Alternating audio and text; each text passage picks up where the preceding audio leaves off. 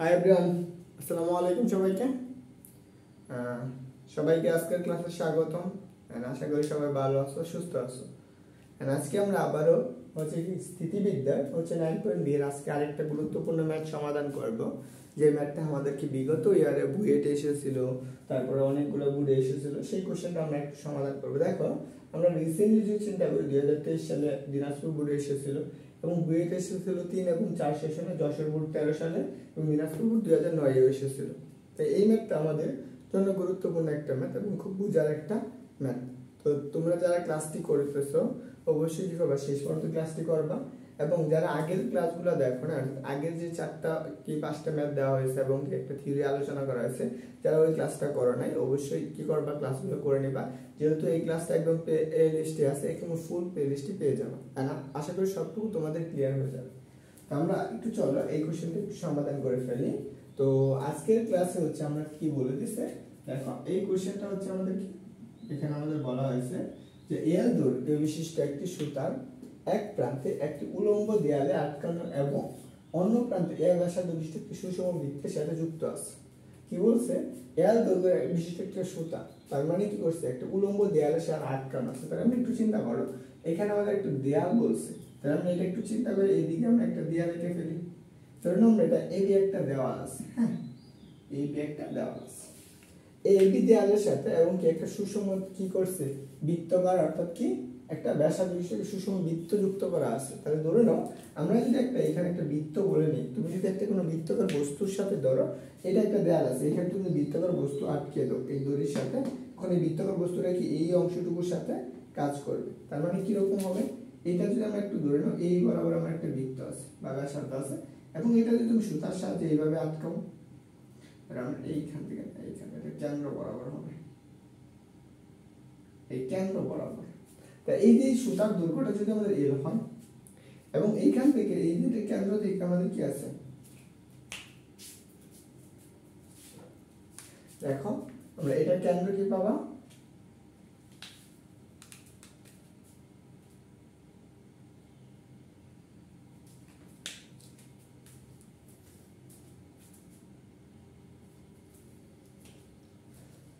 দেখো আমরা এই যে সি কেন্দ্র বিশিষ্ট একটা কি আছে, বৃত্ত আছে। এই বৃত্তের যে ব্যাসার্ধটা আছে, এখান থেকে এটুকু ব্যাসার্ধ হচ্ছে এই, এবং এই যে সুতাগুলো আছে এখান থেকে এই পৃষ্ঠ থেকে এই যে কেন্দ্র এই যে পৃষ্ঠ পর্যন্ত এই সুতার দৈর্ঘ্য আছে আমাদের কত, এল। এখন দেখো আমাদের এই জায়গায় যে বলছে, যখন এই বস্তুটা এই দেয়ালের সাথে কাজ করবে তখন আমরা কি নিউটনের বলবিদ্যা সে সমান পরিমাণ বল বাইরের দিকে ক্রিয়া করবে, আমরা সে কি করবে, তার এই দিকে একটা বল ক্রিয়া করবে, বাইরের দিকে বা বিপরীত দিকে যে বলটা ক্রিয়া করবে সে বল হচ্ছে কি আমাদের আর। এবং দেখো এই বৃত্তকার সুষম বৃত্তকার, কারণ বৃত্তর একটা বল আছে বা ওজন আছে, এই ওজনটা কি করে, খাড়া নিচের দিকে ক্রিয়া করে, মানে খাড়া নিচের দিকে এই বরাবর আমাদের ক্রিয়া করতেছে, সেই ওজনটা কত, সেই ওজনটা হচ্ছে কার্ল। বুঝতে পারছো, দেখো। এবং বলছে এখন তাহলে কি এইখান থেকে সুতাটুকুর মধ্যে কতটুকু টান বলানো হয়েছে সেটা বের করতে বলছে। তারা একটু চিন্তা করো, এই যে দৈর্ঘ্যটা আছে এর দৈর্ঘ্যের সুতা মাঝখানে টান কত, সেই টানটা আমাদের বের করতে বলছে। ঠিক, তাহলে আমরা এখানে দেখো এই যে বস্তুটা এই কেন্দ্রের মাঝখানে স্থির অবস্থানে আছে না, তাহলে দেখো যে সাম্য অবস্থা বা স্থির অবস্থানে থাকে, তাহলে আমি সেক্ষেত্রে কি করছি, লামির উপপাদ্য পড়ছি। তোমরা একটু কষ্ট করে এটা একটু বাংলায় লিখে নিও যে আমাদের কি সি কেন্দ্র বিশিষ্ট একটা বৃত্তের হচ্ছে কি একটা এবি উলম্ব দেয়ালের সাথে কি আছে, আটকানো আছে, এবং কি তার বহিষ্ঠ পৃষ্ঠ কি আছে, এবি। এখানে আমরা একটা ডি এডি সুতার দৈর্ঘ্য অর্থাৎ কি এল, এডি সুতার দৈর্ঘ্য কি এল, তো এইখানে আমাদের কি আছে, আটকানো আছে। তাহলে আমরা এইখানে আমরা এইটুকু যদি বাংলা লিখে নেবা, আশা করি তোমার কাছে কোনো সমস্যা হবে না। তো এবং কি সুতার কি এই যে ডি বিন্দু থেকে আমাদের কি বিন্দু বরাবর আমাদের কি একটা টান বল অনুভব হয়, সেই টান বলটা কত, টি। এবং কি কেন্দ্রে হচ্ছে কি সি থেকে আমাদের কি ওজনটা হচ্ছে খাড়া নিচে দিকে ক্রিয়া করে, এবং কি দেয়ালের কি বিপরীত প্রতিক্রিয়া বলের সাথে কি আমাদের আর বল ক্রিয়া করে, এটুকু আমাদের লিখলে হবে। তাহলে আমরা আসো এই বিন্দুতে আমরা কি করব, উলম্ব অর্থাৎ কি লামির উপপাদ্য অ্যাপ্লাই করব। তাহলে আমরা একটু চিন্তা করো, ও বিন্দুতে অর্থাৎ ও, আমরা এখানে লিখতে পারি ও বিন্দুতে লামির উপপাদ্য, লামির উপপাদ্য। দেখো লামির উপপাদ্য আমরা কি বলছি, দেখো তিনটা বল ক্রিয়া করতেছে, এইদিকে আমাদের একটা টি বল, এদিকে হচ্ছে ডব্লিউ, এদিকে হচ্ছে আর। আমরা যদি প্রথমত আমরা টি বলটা একটু কল্পনা করি, টি বল, তাহলে আমরা টি নিলে আমরা সেই ক্ষেত্রে কি করছি, তার অপর দুইটা বলের মধ্যবর্তী কোণ, দেখো অপর দুইটা বল কোনটা, আর এবং কি ডব্লিউ, এদের মধ্যবর্তী কোণ কত, খাড়া 90 ডিগ্রি এদিকে এবং এদিকে, আর দুইটাও কি পরস্পর 90 ডিগ্রি কোণে আছে। তাহলে আমরা এখানে লিখব কি sin 90 ইকুয়াল।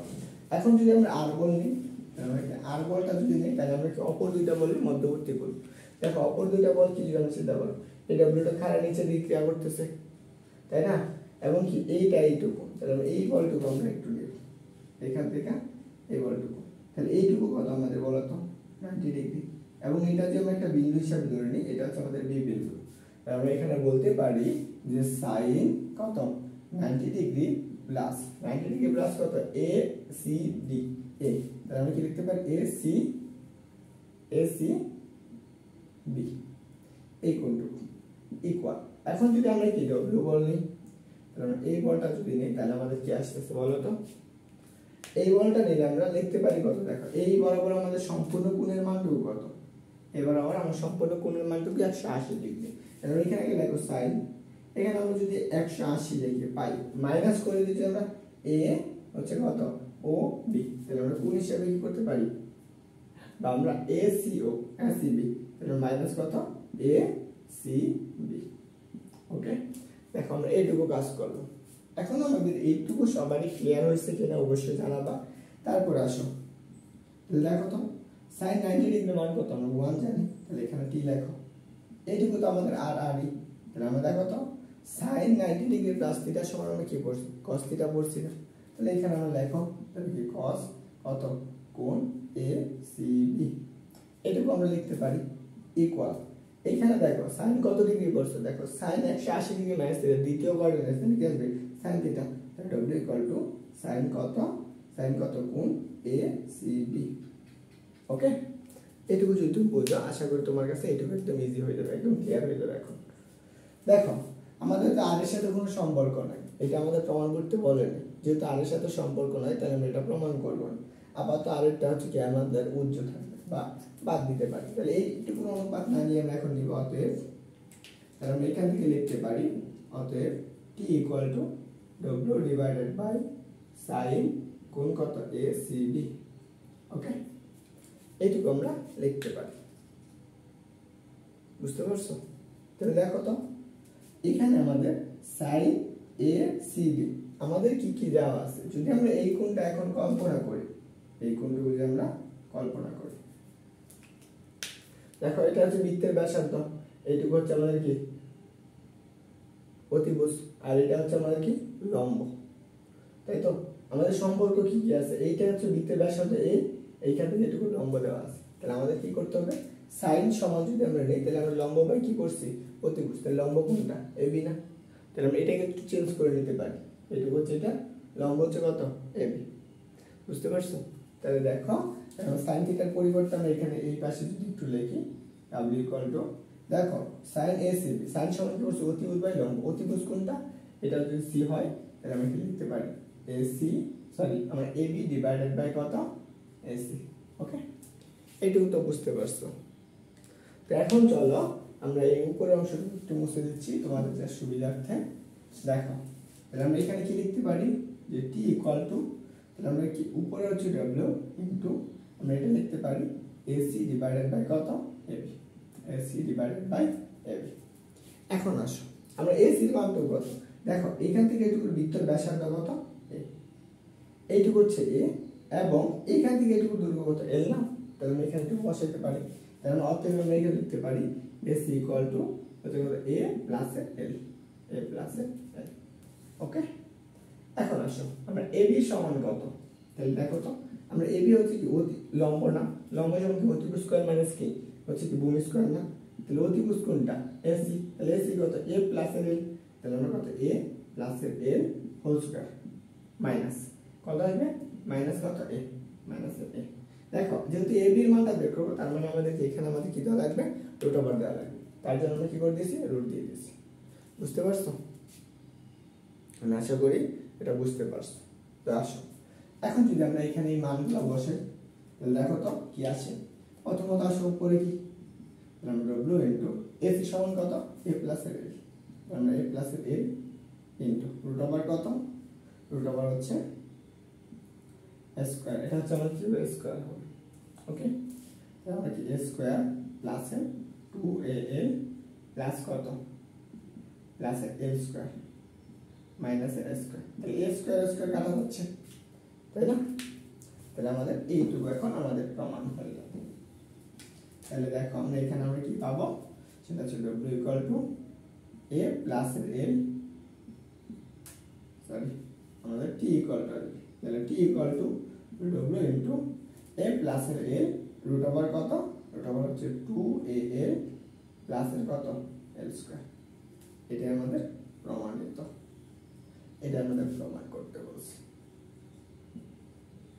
ওকে, এখন এখান থেকে আমরা আরেকটা সূত্র বের করতে পারবো, আরেকটা সম্পর্ক বের করতে পারবো, সেটা কি দেখো, আমাদের আরেকটা অংশ ছিল না ওইখানে, দেখো আমরা আরেকটা অংশ পেয়েছিলাম, সেটা ছিল কত r বাই cos,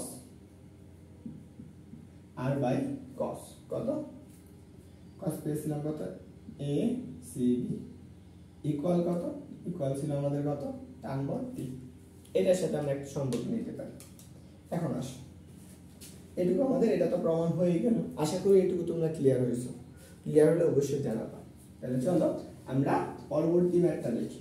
পরবর্তী ম্যাথের ক্ষেত্রে আমাদের কি কি বলা আছে, এখন দেখো এইখানে আমাদের যদি টি এর সাথে এটা সম্পর্ক বের করি, অর্থাৎ এই রেজিস্ট্যান্স বলটা কতটুকু কাজ করছে, তাহলে দেখো তো এটা আমরা কি r ডিভাইডেড বাই কত cos কোণ কত SCB, দেখো কোণ ACB, দেখো cos আছে, cos এর সাথে কি করছো ভূমি বাই কি অতিভুজ না, তাহলে দেখো আমরা এখানে কি পাবো t ইকুয়াল টু r, ভূমি কত বলো তো, ভূমি হচ্ছে a, তাহলে আমরা কি ভূমি কত BC, অতিভুজ কত, অতিভুজ হচ্ছে AC, তাই না? এটুকু, তাহলে দেখো তো আমরা t ইকুয়াল টু কি লিখতে পারি r into AC divided by কত BC, দেখো আমরা AC এর মান কত জানি, এইখানে আমরা বসাও, তাহলে আমরা t ইকুয়াল টু AC এর মান কত পাইছি, আমরা AC এর মান পেয়েছি সেটা হচ্ছে r ইনটু AC এর মান হচ্ছে কত a প্লাস এর না, a প্লাস এর ডিভাইডেড বাই কত BC কত a, এটা পাইতেছি। তাহলে আমরা t ইকুয়াল টু কত পাইতেছি r ইনটু কত ইকুয়াল কত a প্লাস এর l ইনটু a, এই মানটা আমরা পাই। দেখো এইটা হচ্ছে আমরা আরেকটা প্রমাণ বলতে পারি, বুঝতে পারছো? যদি r এর সাথে প্রমাণ বলে তাহলে এইটুকু হবে, এটা রেজিস্ট্যান্স বল। এখন আসো, যেহেতু এই প্রমাণটুকু আমাদের বলছে, তার মানে কি আমাদের আরেকটা বস্তু আসতে পারে, তো এখান থেকে আমরা আরেকটা প্রমাণ দেখতে পারি, দেখি এরকম টাইপের প্রমাণ হয় কিনা। চলো দেখি তো, যে আমাদের r এবং w এর মধ্যে কতটুকু ওজন কাজ করছে সেই ওজনটাকে আমাদের যদি বলা হয়, তাই না?